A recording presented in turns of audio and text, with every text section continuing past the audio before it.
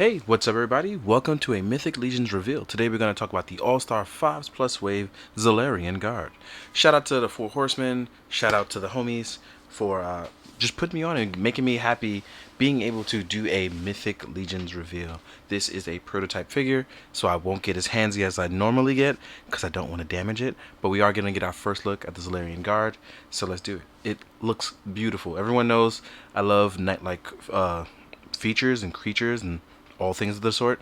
So with this, we have a Whisperling, which is a sub-race of elves that Jeremy schooled me in because the lore is great, but I don't know everything, but this guy does. But yeah, so here we are with our new reveal, and I gotta say, I'm very happy. There are some new parts and some old parts.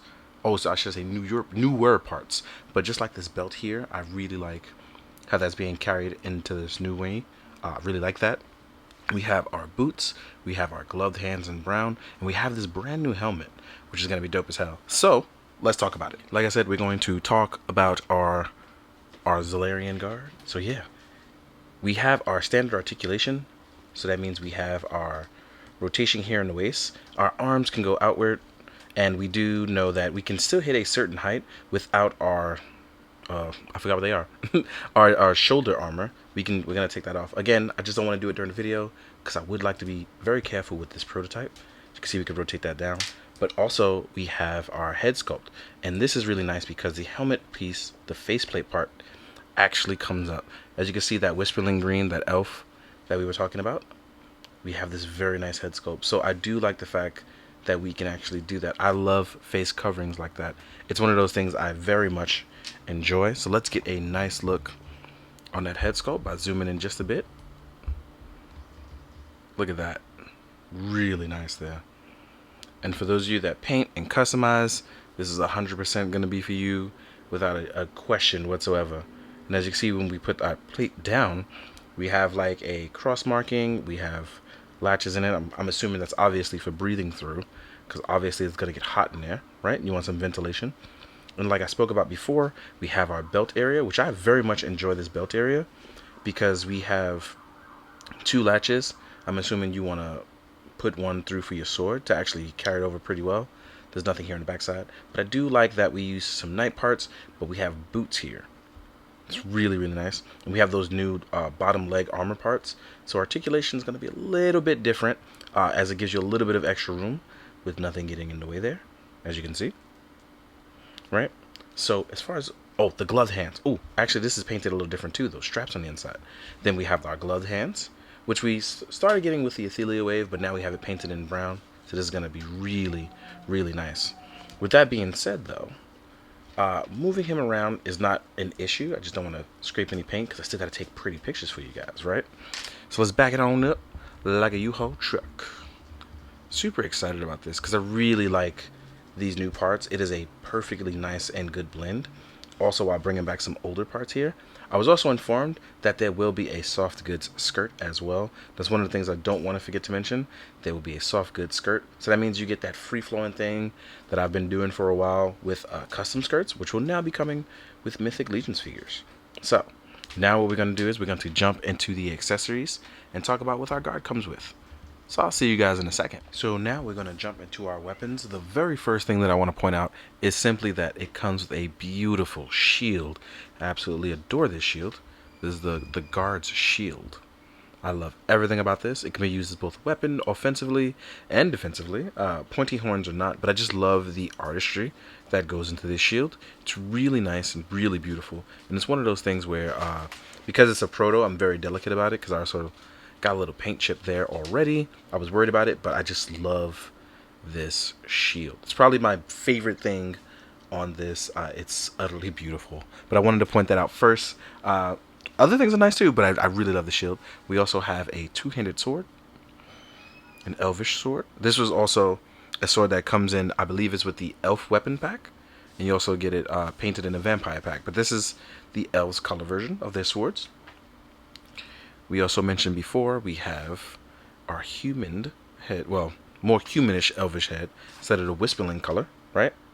As you can see, we left that up. We have our Whisperling color, we have our human color, and they both roll down. And on this one, we actually have the, you'll see it's dotted out all the way through on both. as you can see here. There we go. So I don't know if that was meant to happen or not. Also, this one has a scar over the eye. Again, I'm not sure if it's meant to be there yet, but I like the idea of it. If it makes it into the final production, I'm more than happy with that. So I'm here for it, right? We also have a longbow. I love longbows. I think it being a metallic wood color is very nice with a actual drawstring. I'm always here for that. Then you can't have a bow without a quiver and arrow, so we actually have these as well, right? So this has been an excellent time to reveal something new, especially because like I said, I enjoyed the night stuff.